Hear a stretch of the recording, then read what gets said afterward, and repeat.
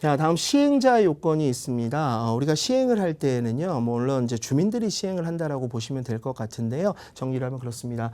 주민합의체라고 하는 것이 있고 조합의 직접 시행이 있습니다. 주민합의체는 보통 우리가 재개발 재건축을 할 때는 조합 설립을 하지 않습니까? 그런데 조합 설립을 구태하지 않고 일정 규모 이하인 경우에는요, 민법상 임의조합을 만들어서 갈 수가 있습니다. 그래서 그것을 주민합의체라고 하는데요. 어쨌든 주민합의체라고 하는 것도 조합이라고 그냥 보시면 될 것 같습니다. 그래서 토지 등 소유자의 20명 미만 그리고 토지 등 소유자의 20명 미만 이렇게 규모에서 주민합의체나 조합 설립이 가능하다라고 하는 얘기고요. 그다음에 공동시행도 할 수가 있습니다.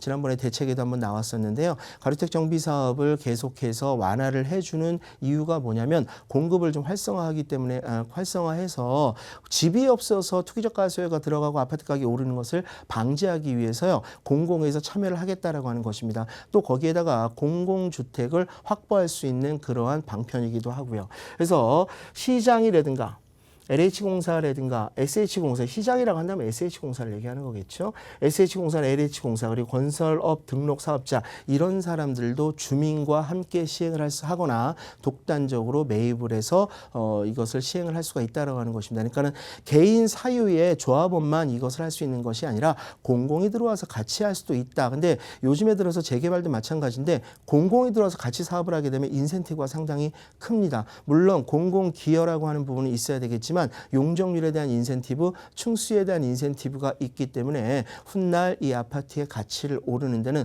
분명히 사업성에 긍정적인 영향을 미칠 수가 있기 때문에 지금 현재 재개발 구역이나 가로택 정비 사업은 공공과 같이 하려고 하는 움직임도 보여지고 있습니다. 주택 공급에 대해서 얘기를 할게요. 기존 주택수 이상으로 공급을 해야 됩니다. 기존 20세대였으면은요, 20세대 이상은 되어야 우리가 사업 계획이 그래야 가로택 정비 사업에 인허가를 딸 수가 있습니다.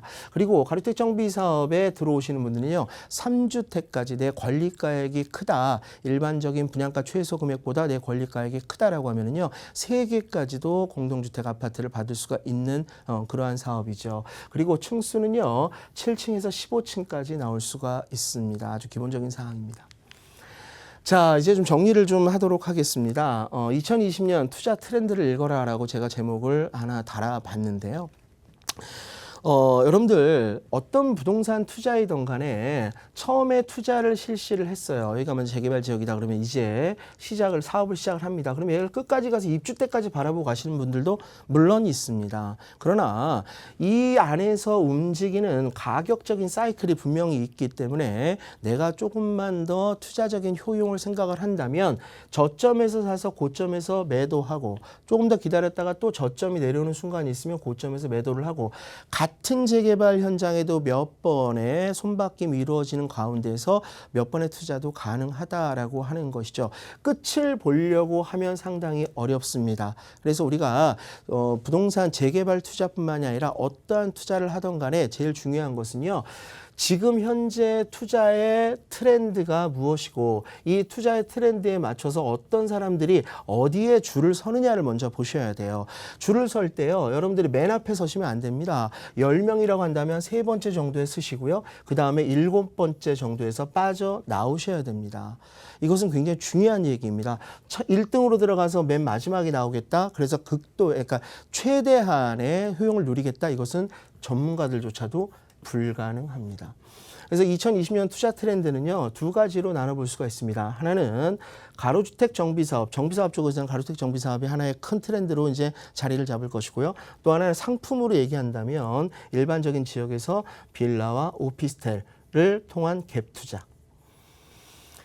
처음에는요, 강남발로 시작을 해서 인천까지, 김포 파주까지 가는 아파트 투자들이 대부분 어떻게 진행이 됐냐면 지역으로 옮겨 다녔죠. 지역으로 옮겨 다니다가 이제 지역이 전세가율도 차고 정부의 규제도 너무 많으니까 다시 안쪽으로 들어오기 시작을 했습니다. 다시 서울 안쪽으로 들어오는데 이제는 지역을 바꾸는 것이 아니라 상품을 바꾸기 시작을 했습니다. 갭 투자의 대상이 아니었던 원룸, 투룸, 빌라나 아니면 오피스텔 쪽으로 갭 투자가 들어오게 되는데 이 중요한 이유가 있습니다. 투자 금액이 상당히 적습니다. 오피스텔이나 주상복합 빌라는요, 전세가율이 90%가 넘는 경우가 많이 있기 때문입니다. 이것이 좋다 나쁘다를 떠나서 트렌드가 그렇게 가고 있기 때문에 줄을 서도 그쪽에 서야 된다라고 하는 얘기입니다. 2020년도 이제 시작한 지 벌써 7월 반 정도가 가고 있습니다. 시장은 많은 혼란에 빠져 있고 정부는 규제를 계속해서 예고를 하고 있습니다. 늘 말씀을 드리지만 박탈감 때문에 혹은 무언가 해야 된다라고 하는 불안감 때문에 투자를 하시는 분들이 많이 있는데요. 과거처럼 아무데나 하시면 안 됩니다. 트렌드를 읽고 어떠한 조건으로 어디에다 투자를 해야 되는지 여러분들이 좀 잘 좀 생각해야 될 때가 아닌가 싶습니다. 강의 시간에 좀 더 자세한 얘기 나누도록 하겠습니다.